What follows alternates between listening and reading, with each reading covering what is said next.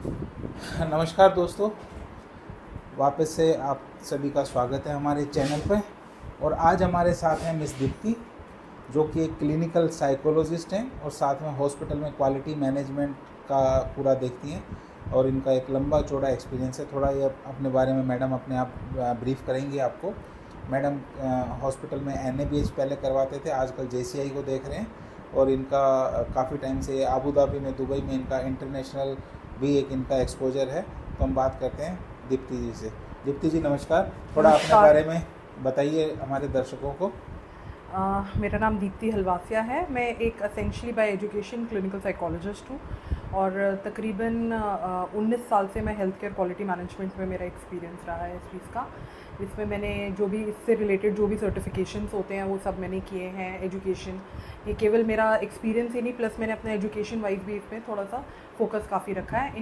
मेरा interest area occupational health and safety भी है। तो मैम सबसे पहले हम बात करेंगे हॉस्पिटल की। तो हॉस्पिटल में आप जो क्लिनिकल एरिया देखते हैं उसमें सबसे ज़रूरी और मेजर एरिया जो आ जाता है वो पेशेंट सेफ्टी को लेके आता है। तो उसके बारे में थोड़ा हमें बताइए। बिल्कुल, आपने बिल्कुल ठीक कहा Manoj ji. Patient safety quality management को अगर हम देखें तो उसका गोल क्या है, हमारे कोई भी हम एक्शन कर रहे हैं तो उसका क्या गोल है। पेशेंट एंड यूज़र क्या है, पेशेंट कस्टमर क्या है, पेशेंट। तो सबसे इम्पॉर्टेंट क्या चीज़ है कि जो पेशेंट आया है वो बिल्कुल ठीक हालत में उसको हम ठीक करें, उसको सेफ प्रोवाइड करें केयर, और वो वापस ठीक से सही सलामत घर जाए। हमारा ये है। तो इस हमारा गोल ये होता है। तो इसको जो टर्म दी गई है वो पेशेंट सेफ्टी है। तो quality management and patient safety. तो patient safety is essential part of any operations in a hospital. हमारा गोल ये है कि जो भी, चाहे वो कोई भी डिपार्टमेंट हो, चाहे लॉन्ड्री हो, CSSD हो, किचन हो, पेशेंट केयर तो ऑब्वियसली जो डायरेक्ट क्लिनिकल केयर है वो तो डायरेक्टली वैसी होता ही है। तो पेशेंट सेफ्टी पूरा का पूरा फोकस इसके ऊपर ही होता है। इससे रिलेटेड अगर हम देखें तो पेशेंट सेफ्टी से कुछ goals JCI joint commission international ने इंटरनेशनल पेशेंट सेफ्टी गोल्स बनाए हैं, जो कि 5 इंटरनेशनल पेशेंट सेफ्टी गोल्स हैं 8th एडिशन के हिसाब से। ऐसे ही इसको NABH में और इनफैक्ट एक सेंट्रल लेवल गवर्नमेंट के लेवल पे भी उसको नेशनल पेशेंट सेफ्टी गोल्स के का नाम दिया गया है, पेशेंट सेफ्टी गोल्स का नाम दिया गया है। तो इसमें पेशेंट सेफ्टी की अगर बात करूँ थोड़ा बहुत, जैसे हमने पढ़ा है कि रेडियोलॉजी में पेशेंट सेफ्टी अलग होती है।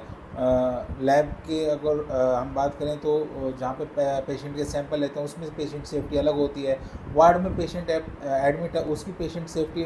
तो इसमें आप किस तरह से कैटेगराइज करेंगे उन चीज़ों को? देखिए, आपने जो बात छेड़ी है वो बहुत इम्पॉर्टेंट है। हर एरिया में अलग अलग पेशेंट सेफ्टी की के एम रहता है, अलग अलग एम्स रहते हैं। लेकिन बेसिक चीज़ सबसे इम्पॉर्टेंट, पेशेंट आइडेंटिटी। ठीक है। अब रेडियोलॉजी क्या आपने बोली, रेडियोलॉजी में एक गलत पेशेंट को तो हम एक्सरे नहीं करवा सकते ना, उस पेशेंट का कुछ और होना है, हो कुछ और गया। तो रेडिएशन एक्सपोजर प्लस पेशेंट की जो रिपोर्ट जानी है वो सही पेशेंट, वो उस रिपोर्ट जो है वो सही पेशेंट को जाए, उसी पेशेंट को जाए जिसकी है। ठीक है, कोई डुप्लीकेशन ना हो। यही लैब में हो गया।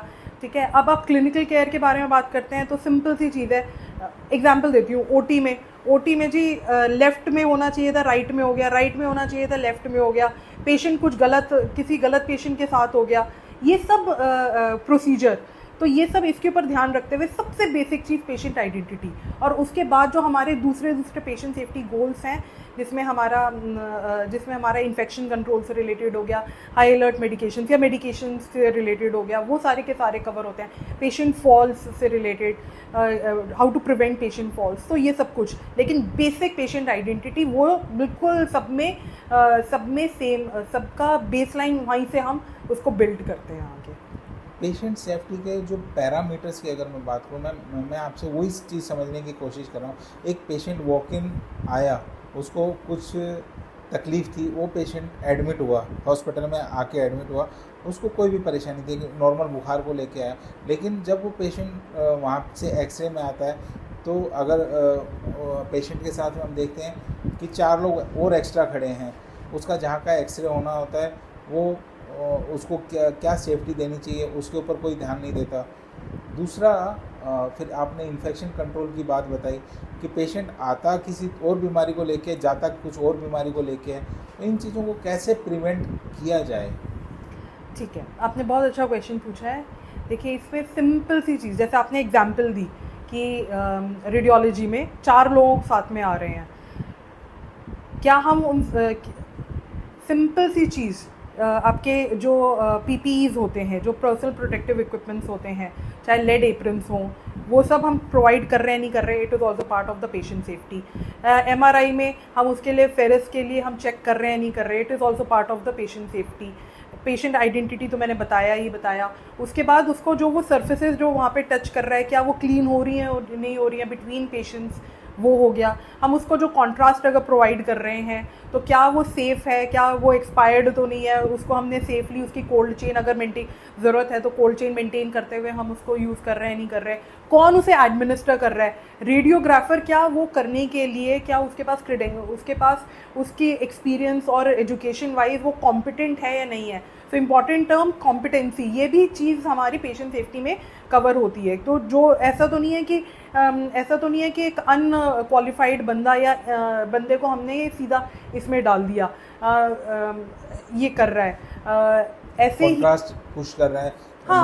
नॉर्मली जो हमारे प्रोसीजर्स होते हैं, चाहे वो आईवीपी है चाहे कोई भी है, तो उसका प्रोटोकॉल ये होता है कि जो डॉक्टर वहाँ पे है, डॉक्टर को कॉन्ट्रास्ट पुश करना चाहिए। लेकिन आजकल जहाँ पे भी आप हॉस्पिटल में, जितना मैंने देखा है, मैंने ऑब्जर्व करा है, डॉक्टर कोई नहीं आता और टेक्नीशियन ही तो अब उसको क्या उससे रिलेटेड एजुकेशन मिली हुई है, उससे रिलेटेड उसके पास ट्रेनिंग है क्या, उसके पास जो एचआर की उसने पर्सनल फाइल है उसके अंदर उससे रिलेटेड डॉक्यूमेंट्स हैं क्या, ट्रेनिंग रिकॉर्ड्स हैं क्या, प्लस उसकी प्री एंड पोस्ट ट्रेनिंग, उसकी परफॉर्मेंस कैसी है, उसकी परफॉर्मेंस इवैल्यूएट हो रही है। और अगर कोई इंसिडेंट्स हो रहे हैं जहाँ पे उसने गलत पुश कर दिया या पेशेंट ने कंप्लेन कर दी, या फिर कोई भी और जो साइड इफ़ेक्ट्स या कुछ भी side effects of not contrast, but अगर कोई भी क्या उसने पूरे के पूरे प्रिकॉशंस, क्या उसने पूरी की पूरी सावधानियाँ जो करनी चाहिए थी वो सब करी, कंसेंट लिया, इससे रिलेटेड कोई भी हमारे इंसिडेंट अगर होता है तो उसका एनालिसिस, और उसके बाद क्या उस एनालिसिस होने के बाद क्या हमने करेक्टिव एक्शन और प्रिवेंटिव एक्शन लिया इंक्लूडिंग ट्रेनिंग्स, ठीक है, वो पूरा का पूरा हमारा पेशेंट सेफ्टी के अंडर आ जाता है।